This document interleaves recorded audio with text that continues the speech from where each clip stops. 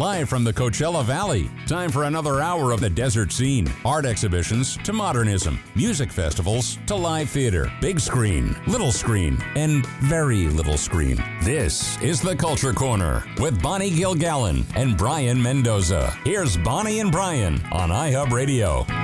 And we're back for a second hour of the Culture Corner. I'm really thrilled to welcome to the show on the phone again, Jason Hull, who is wonderful singer. He calls himself a Renaissance man, which I love. I call myself a Renaissance woman because we wear a lot of hats. So he is an actor, singer, playwright, novelist, and he's got a lot of stuff going on. Hey, Jason, how are you?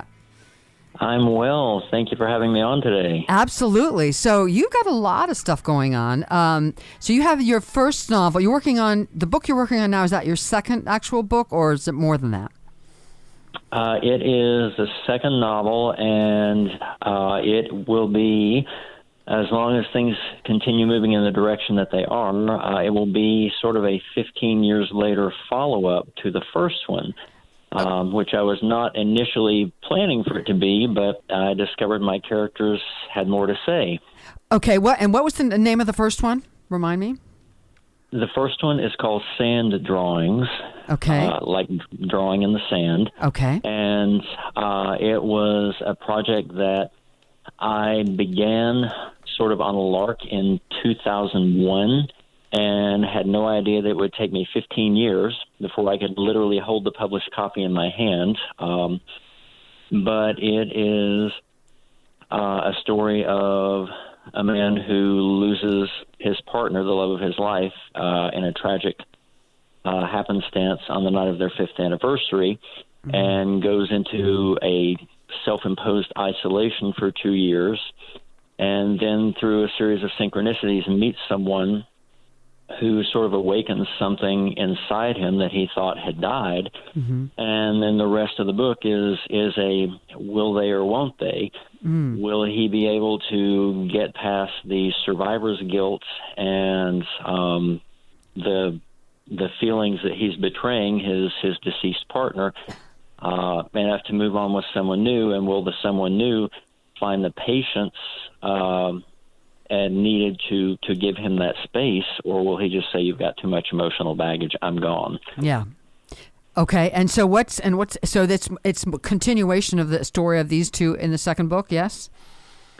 The second book is going to pick up about 12 to 15 years later in the lives of several of the characters. And as I said, that was not my intent for a second novel. I was going to start with something completely new, but after having lived with these characters talking in my head for 15 years, mm-hmm. All of a sudden they had just become such a part of me and such a part of my life that I realized that the end of the first novel wasn't really their ending. It was more like a beginning for a lot of these characters, and they kept pushing and pushing for something more. And so when I sat down to start writing the next novel, I had 2 or 3 false starts, and I kept coming back to these characters saying, I want to know what happened to them. Okay. I mean, I want to know where they would be 15 years later, because the first novel is set in 1999. Okay. So. And what's the title of the second one? Do you have a title yet? The second one is going to be called Desert Skies. Okay. And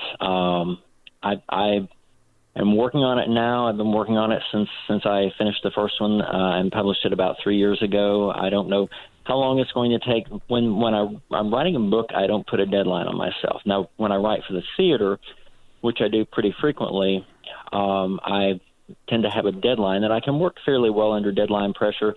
But with a novel, that's sort of a luxury I allow myself, mm-hmm. not to have to finish it by X date. So With the book, it's done when it's done. I'd love to ask writers this. I write a little bit. I've got a book that's going to probably take years. But are you someone who disciplines yourself and says, okay, today I'm going to sit down and write from 10 to 2 and not, or do you just write when the inspiration hits you?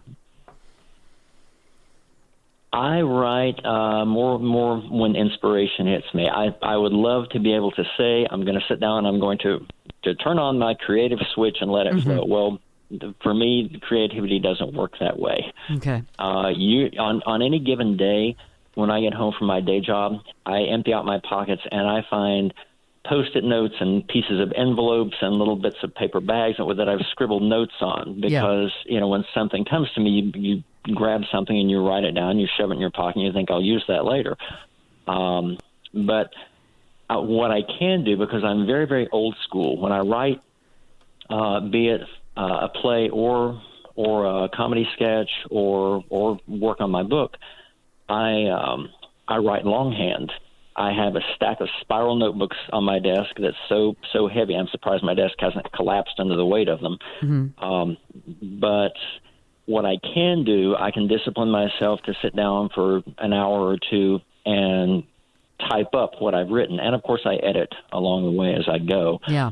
But I have to just write when the inspiration hits. I think otherwise you tend to force it, and that does not result in your best work. Right. Okay, let's talk about your plays. You're a playwright as well, and you have a short play, one act called Please Celebrate Me, Homo. Is that correct? Did I get that right? Please Celebrate Me, Homo. Okay. That was live streamed in performance to wonderful actors Nicholas Sloan and Anthony Nannini. It was directed by Keith Cornell. That was live streamed during the December holiday season by Desert Ensemble Theater Company. They had approached me. I had written a short piece earlier in 2020 during the spring called Smile for the Camera that I appeared in as well with brilliant local actress Adina Lawson. Absolutely. She's great. She's fabulous. I adore her. And so Jerome Elliott, who is the artistic director for DETC, had approached me about perhaps writing a lighthearted holiday-themed vehicle, because at that point we weren't sure how the election was going to turn out, because this was pre-election. I said, whatever happens, we need something that's going to be light, right? Absolutely, and fun for the holidays. And we streamed it to a wonderful response. I was very, very pleased with it. It was a shorter play. It's one of 5 one-act plays that I've written, and then I have written 6 full-length 2-act plays over the years.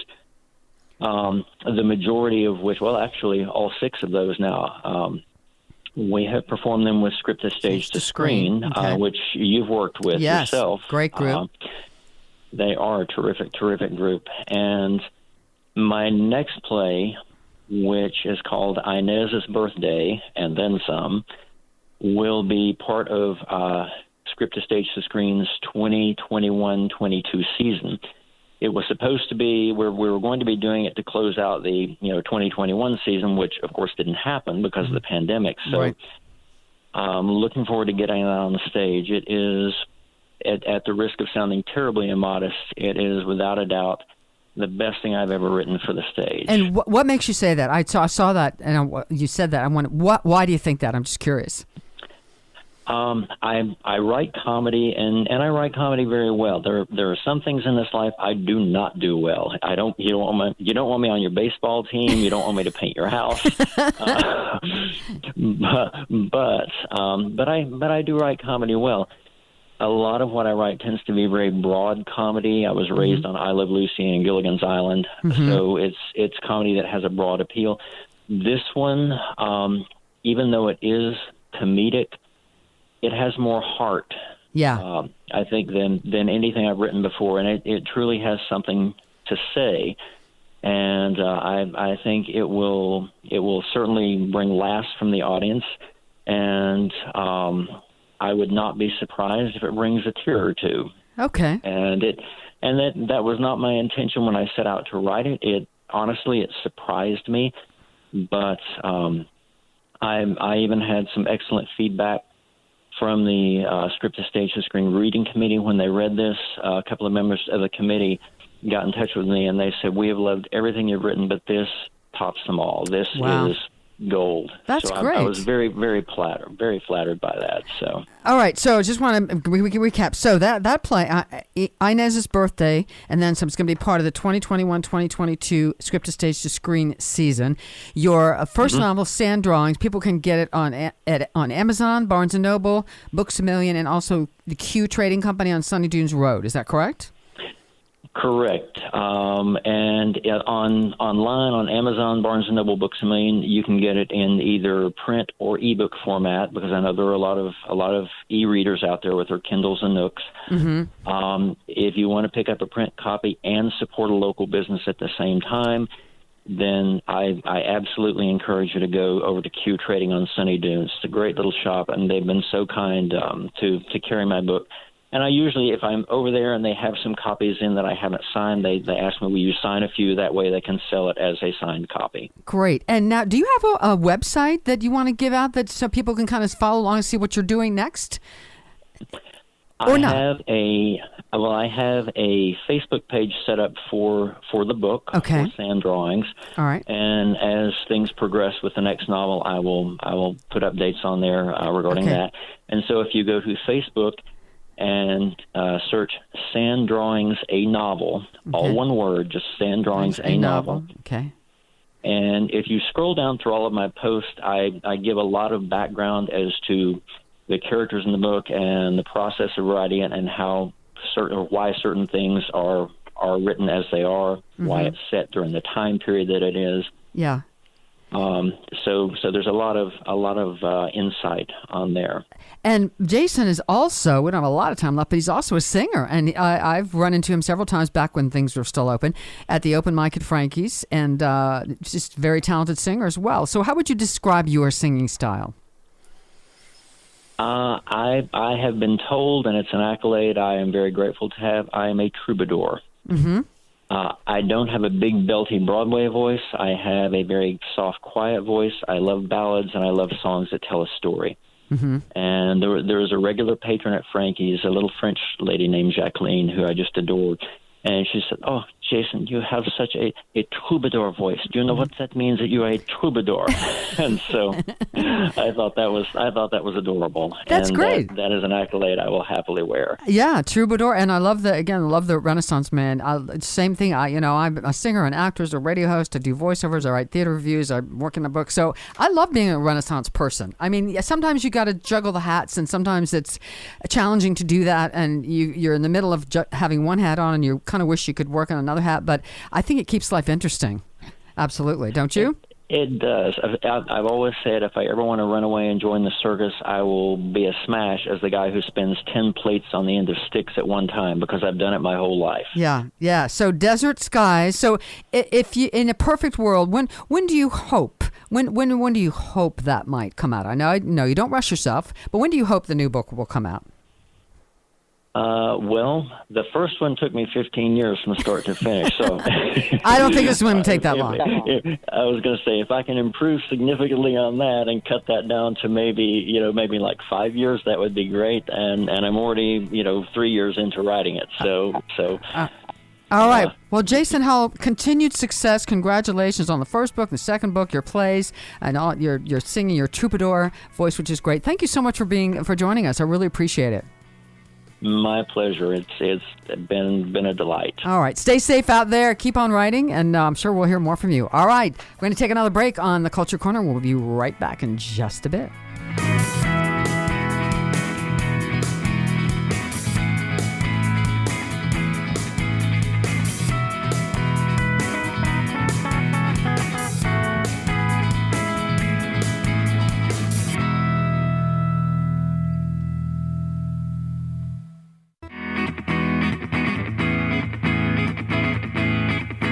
The curtain rises on local and regional arts and entertainment. From music to theater, films to fine art, it's the Culture Corner. Get connected. Call 760-544-TALK. That's 760-544-8255. Here's Bonnie and Brayan on iHub Radio. Well, it seems that somebody else has been outed out as not being very good in the entertainment business. Uh-oh. Now, Joss Whedon is the creator of the TV show Buffy the Vampire Slayer, which is still considered by many one of the most influential, greatest television shows of all time. And it's basically a show about a young woman who fights off vampires, but it also dealt with important issues like sexism, feminism, rape culture, and even dealt with like trauma and how people and depression. It's actually the show itself actually features, in my opinion, one of the greatest depictions of depression on television. Okay. And the show itself has always been like defined by the women that created it. Okay. That created the characters through their performances, because I know it's created by a man, Joss Whedon, and well, Joss Whedon isn't exactly as feminist as he likes to present himself to be. Joss Whedon for years has always presented himself as sort of like a pseudo-feminist. Like, you know, he had a famous quote, "I write strong female characters until I don't need to say the phrase strong female characters."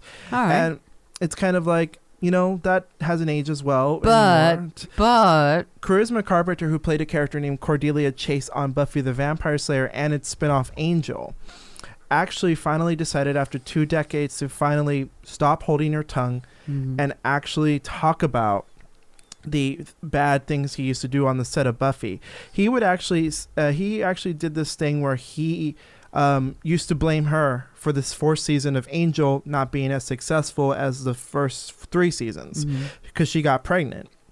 So she got pregnant on the show, and what happened was that he actually called her fat. He called her and said she was ruining the show, and that he had to kill off her character. Spoiler alert, he had to kill off her character, and she always felt that was a punishment for her getting pregnant, even though he was all about autonomy and stuff like that. He also felt that on the show that he created a very hostile environment because on the show he wasn't just the showrunner, he was the director and writer and producer of almost every other episode.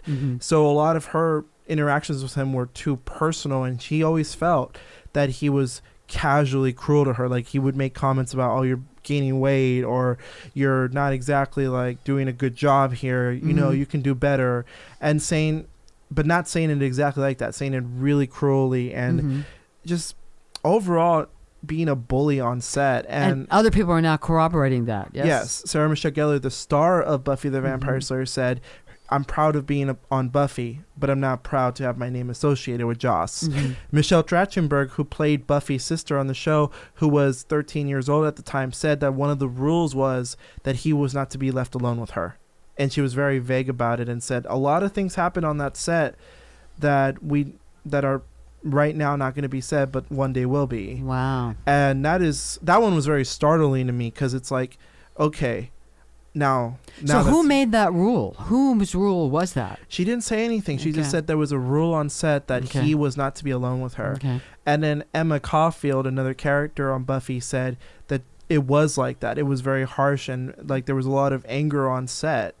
And other actors and the funny thing is, a lot of the male actors have actually said that they never felt like it was like that on set, but they still support Charisma Carpenter and Sarah. They said, "We feel bad for not acknowledging that this happened. We didn't know this was happening." And it actually, and this is all because Ray Fisher, another actor on a movie called Justice League, where Joss Whedon came in as a replacement director, he actually is suing Warner Brothers, or is actually in a legal dispute with Warner Brothers over the abuse that Joss Whedon imposed on him on the show. So he didn't just abuse women. This was sometimes men too. Yeah, and the one thing about Ray Fisher is that he is distinguishable from the other men is that he is a man of color. He's a black man. So a lot of people are saying that his abuse seems to target black people and women in particular. And so this has been a case where a lot of Buffy fans are like, they're having a hard time. They're still reconciling because for them,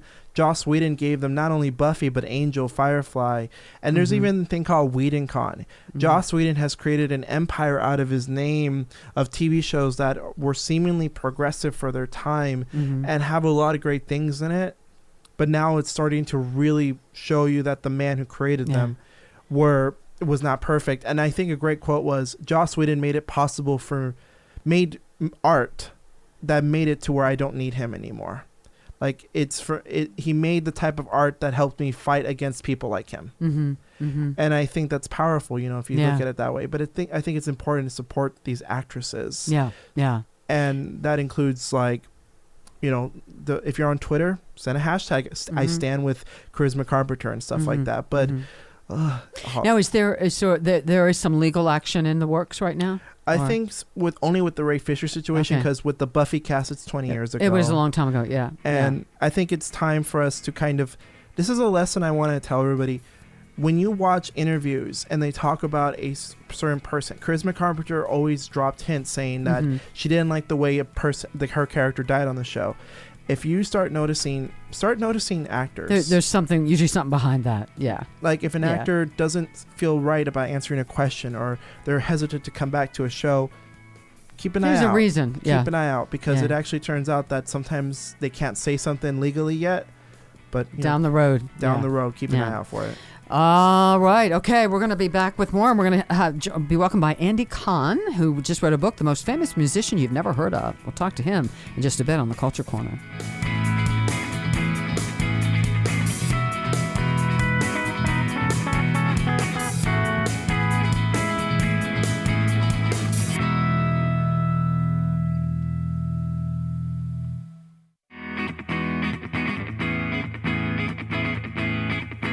You're listening to Bonnie Gilgallon and Brayan Mendoza, talking arts and entertainment on iHub Radio's The Culture Corner. Live from the desert cities of Southern California, here's Brayan and Bonnie.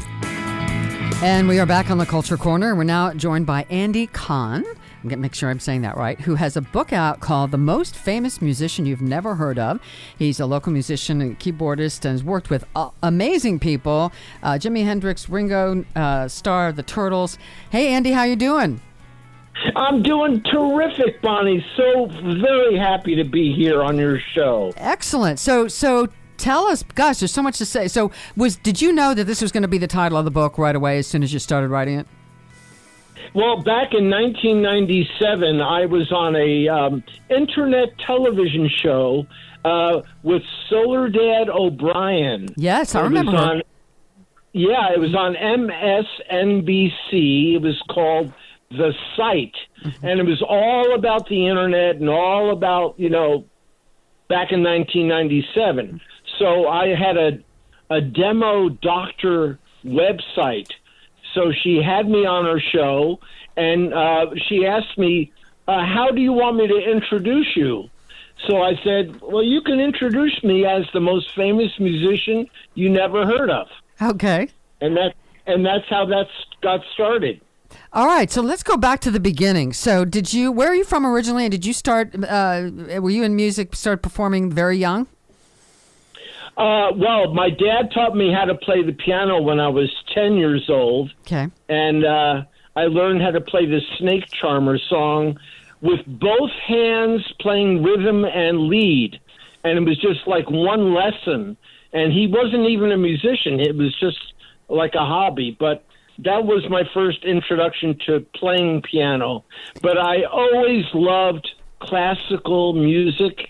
And as a matter of fact, in 1962, I started making monster movies like Frankenstein and Frankenstein Meets the Wolfman and all this stuff. Uh-huh. And I would use all this wonderful classical music in the movies. It was 8mm sound movies.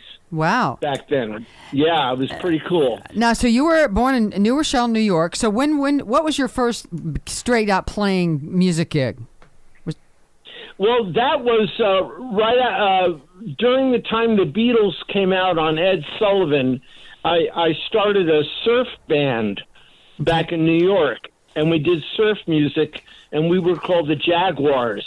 That's because 3 of the guys had Fender Jaguar guitars. So we did that. But once the Beatles came out on Ed Sullivan, I really got into writing a lot of songs. And I played a Farfisa organ, which had a left-hand bass, and so we had a trio: drum, guitar, and organ with the bass, and a lead singer. And we did fantastic. We played all the colleges and universities and country clubs and everything back in New York and Westchester County, and we won all the battle of the bands. We did really well. So that was, and then of course I became really good friends with Felix Cavalieri of the Young Rascals. Okay. and I got into the Hammond B3 organ, and I was very excited about that. So when did you come from New York out here to California? In 1968, in September, I stole my lead singer's girlfriend, and well, that wasn't very nice. Well, it was revenge because he stole my movie camera. Okay. So I decided to get back at him and steal his girlfriend. Okay. Anyway, so we drove out to L.A. and we got busted in Oklahoma for not paying at a gas station. Uh-oh. And the Oklahoma sheriff put me up against the wall and took a Polaroid picture of me and made me cut off all my hair and my beard in the jail cell. Wow! And I spoke to the mayor or the judge on the phone, and he said, "How much money you got on you, boy?" And I said, $75. He said, "Pay the guy," and then he hung up. And then I finished my drive to California. Wow! So tell us how you got. I know you have a billion stories. Tell us how you got involved with the Turtles. Oh, the Turtles. Well, I had joined a band with Jimmy Carl Black, the Indian of the group from the Mothers of Invention, Frank Zappa. And we had a band called Geronimo Black. And Jimmy was asked by Frank Zappa to be in a movie called 200 Motels. And that's when Jimmy and I drove to rehearsal for the 200 Motels movie, and Flo and Eddie, the Turtles, were there. And so I met Flo and Eddie there then. And then later on at a studio called Cherokee Studios, I was doing overdubs for a concert tour I did with Little Richard called Let the Good Times Roll. I was doing organ and overdubs. And Flo and Eddie were in there doing a cartoon soundtrack for their a cartoon called Dirty Duck. And their keyboard player was the engineer in the studio, so he couldn't go on the road. So Mark Volman said, "Hey, Andy, are you available?" And I said, "Sure." Mm-hmm. So back in 1973, that was the year I joined the Turtles. Okay, and I know you've got a lot of questions here. I'm going to go through a couple of these. So I do want to know why Chubby Checker of the Twist fame with 1 point chased you around a hotel lobby. What was that about? We played a concert in Las Vegas with Felix Cavalieri and Chubby Checker, and it was a wonderful show. The promoter requested that we dress up in hippies, tie-dye and hippies, make us look like hippies. So we did the show. It was wonderful. The next morning in the lobby of the hotel, we were checking out and paying our incidentals and all that. And Chubby Checker was with his mother, and his mother was in a wheelchair. So Chubby was at the end of the lobby, and I look at him, and he looks at me, and then he has this real maniacal look on his face, and he starts pushing his mom in the wheelchair at full speed toward me, and he tried to run me over with the wheelchair. And so as he passed by me, him and his mom were laughing, and so I almost got ran over by Chubby Checker and his mom in a wheelchair. That's a little weird. All right, how about jamming with Jimi Hendrix? What was that like? I was a gopher for a record company in L.A. called Pulsar Records, and the artists on the label were Graham Bond, who had the Graham Bond organization with Ginger Baker and Jack Bruce before the Cream. And so I would take Graham to all these recording sessions. And one day Graham says, "Come on, we're going to do a jam session. Bring your harpsichord."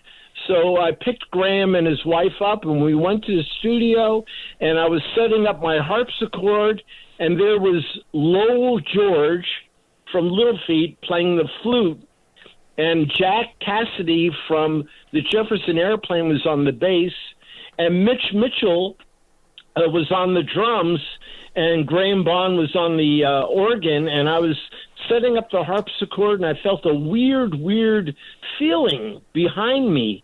And I turn around, and in walks Jimi Hendrix with two blonde chicks, one carrying his amplifier and one carrying his guitar. And he set up right next to me, literally Wow. a foot away, and we jammed the blues in the key of A for 2 hours. Wow. So I was sitting right next to Hendrix in, 2 weeks after I moved to L.A. My goodness. And then at the end of the day, end of the recording session, we stood in the corner of the room and smoked a joint. And this roadie guy joined us. So the three of us were smoking a joint in the corner of the room. Then Hendrix started to sing guitar parts with his mouth, doo-doo-doo. Yeah. And then I started to pretend I was the drums. So I started to go ka-doo-doo-chat, ka-doo-doo-chat. Yeah. And then the other guy was playing bass with his mouth. Mm-hmm. So we were a power trio smoking the joint in the corner of the studio, playing music with our mouths. Wow. So I really wish I had a camera then. So tell me about moving into becoming an entrepreneur, launching your own record label and your own demo production company. How did that happen? Well, the record label happened because I put together an album for Rhino Records, and it was called The Grandmothers, because I was friends with all the original members of Frank Zappa's Mothers of Invention, Jimmy Carl Black, Bunk Gardner, Roy Estrada, Buzz Gardner, Elliot Ingber, Don Preston, all these original members. And I put out an album called The Grandmothers, and it sold more than any other album on Rhino Records. And I took the money from that, and I started my own record company. And I would put out die-cut picture disc with white vinyl or green vinyl, or So I put out a panda picture disc. I put out a Halloween witch picture disc, and I put out a picture disc by the Leaves in the shape of a leaf. Okay. And they had a song called Hey Joe back in 1968 or something like that. Okay, my co-host Brayan has a question for you. I actually am really impressed by your career you have. You've worked with Little Richard, the Turtles, Geronimo Black, my bad, Geronimo Black, Linda Ronstadt. But you know what? When I was doing research, I saw that you used to do keyboards for some of the Care Bears music. I wanted to know about that. I thought that was pretty cool. I don't know. I think that's pretty cool to some extent. Yeah. Tell us about that. Tell us about that.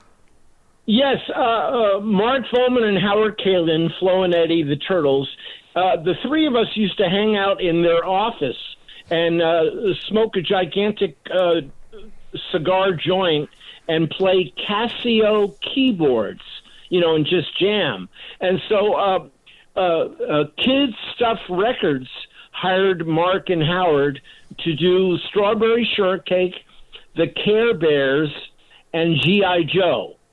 So they hired me to be the music director for the recording session. So I hired all the musicians, and we did a whole bunch of recordings, cartoon soundtrack. That's great. Care Bears, yeah, G.I. Joe, and Strawberry Shortcake. Now, where can people get your book, Andy, the most famous musician you've never heard of? Where can people get it?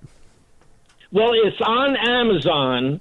But it's very, very easy to find me. All you have to do is Google the most famous musician you've never heard of, and it'll take you to all these websites. One of them is called Best Classic Bands, and my editor, Jeff Tamarkin, is the editor of that website. So he did a sample chapter from my book, which features Harry Nilsson, Ringo Starr, Timothy Leary, Joe Walsh, and some others.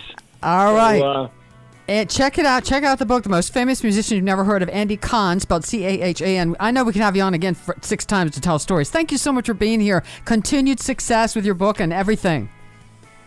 Well, thank you very much, and please send my love to Sharon DeHayworth. I sure will. She's my soul sister. All right, Andy Cahan, thank you so much. We'll be back with more on the Culture Corner.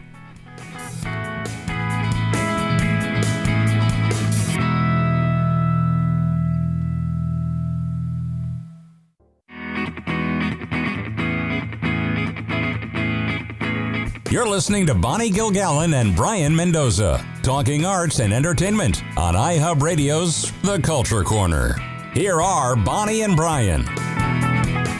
Hey, welcome back to the Culture Corner. So we're going to end on Britney Spears. Now, Britney Spears has been the subject of a documentary on Hulu. It's actually not, when you type it on Hulu, it's not going to say Framing Britney Spears. The first thing when you type that in is the New York Times Presents.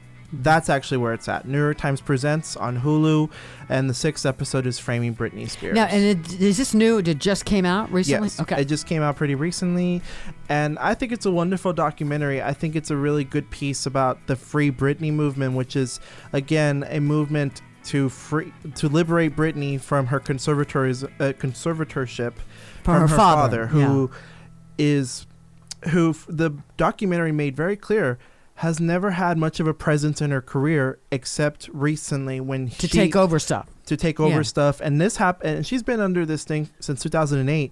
And this documentary is so insightful because you get to look back at how a lot of things that we did, a lot of jokes we made. Like there was a whole thing on Family Feud of what did Britney lose this year? And one of the jokes was her mind and her hair and stuff like that. And it did a good job of contextualizing how our society didn't have enough empathy for Britney Spears, which ultimately led to her situation, which is she is in a problematic situation where she wants to get out of a conservatorship, but she can't. Now, my question for you, do you know what is her mental state at the moment? Is she kind of stable? Does she have the kids with her? I'm not sure on what's happening with that. Her kids are older, so for that, I think she visits her kids a lot still. She's always had visitation rights. So the father has the kid. The father of the kids has the kids. Okay. Yes, and the other thing is that she has actually gone out of her way to boycott her own self, because she actually said, "I will not perform music unless my father is taken out of the conservatorship." And so I believe her mental state is that she actually can finally consent and say, no, I don't want this. But I think there's a lawyer on there that said that it's very difficult to get out of situations like that, because those are usually reserved for the elderly or people who are severely incapable of taking care of themselves. But this is a case where this woman clearly wants to get out of her situation and knows what she's saying. I thought, correct me if I'm wrong, but I thought I just saw something recently that she won, that the father is no longer. Is that true, or am I? It's a little bit more complicated. Okay. Her father can't object to her wanting to get out, but he is not out yet. He is not out.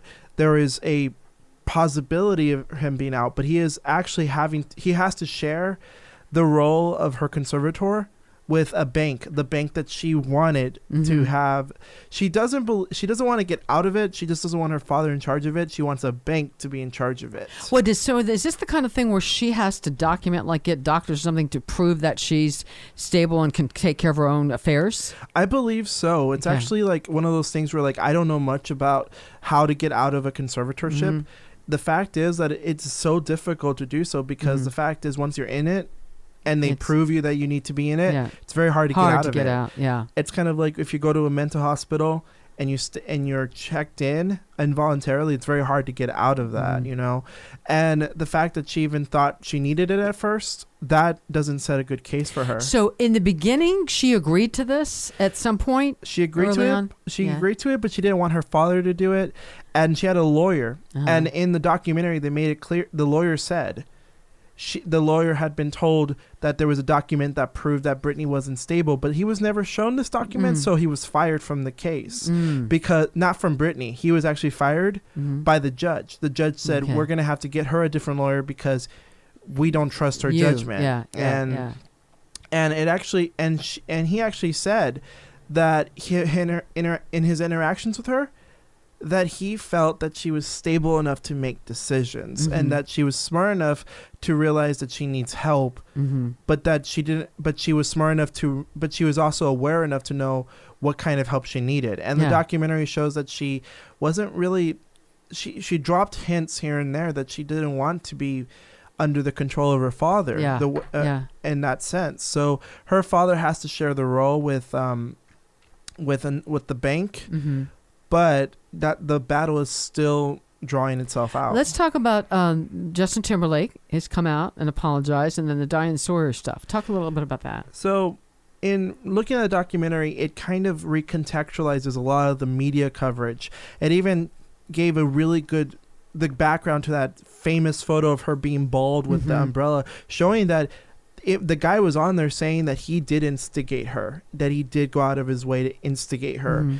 And Diane Sawyer actually did an interview where she basically brought up that the wife of a governor at the time had said she wanted to shoot Britney Spears, and Britney Spears was upset about it. For me, I wouldn't want someone to say, I want to shoot you. If somebody wants to shoot you, hello. And Diane Sawyer said, well, she's only saying that because she wants to protect her kids, and you're not necessarily a good role model.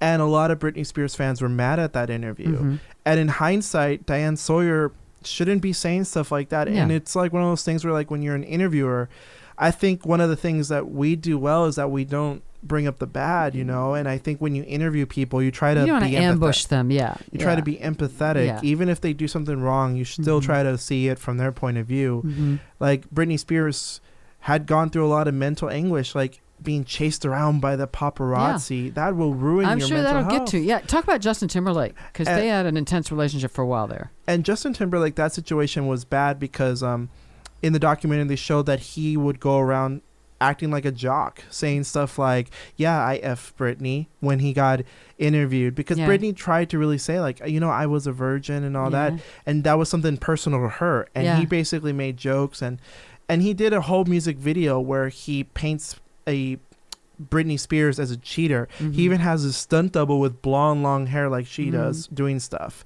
And so he actually finally apologized for it 15 years after the fact, and his apology was towards Britney and Janet, saying that he's participated in the culture, misogynistic culture. And a lot of fans, I'm gonna be honest, like thinking about it, it is good that he apologized, but you know what, he still benefited from the bad things he did. And and the fact that he didn't go out of his way to give Janet Jackson a platform to come back to the Super Bowl, and that she suffered for it, and that Britney Spears, her career and her image suffered a lot because of that. So for me, it's a little too late, and I don't think we need a documentary to get an apology. You know what I mean? Like, I get that it's important to have an apology, but you know what? Who deserved that apology? Britney Spears and Janet Jackson. So what the upshot of the documentary, what does it kind of leave you with? Does it leave you with feeling, empathy for her and that she's okay now? Is that what you take away from it? You take away from that, but you also take away from the fact that maybe we as a culture should look at ourselves. We look at ourselves and realize that we're complicit in how people get treated badly, that maybe Britney Spears would have actually had a better life if we didn't buy the U.S. weekly magazines where she was in a bad situation. Maybe when we buy magazines or we look at articles, click the articles that are informed, not the ones that are sensational. I think it's important to be wise in our spending, because we never know who we're going to hurt in the long run. Absolutely. You got to take actions have consequences, words have consequences. All right, Brayan Mendoza, thank you. Another good show on the Culture Corner. Please stay safe out there. If we're not over with this pandemic, we've got vaccines, but stay safe. Wear your mask. See you next week.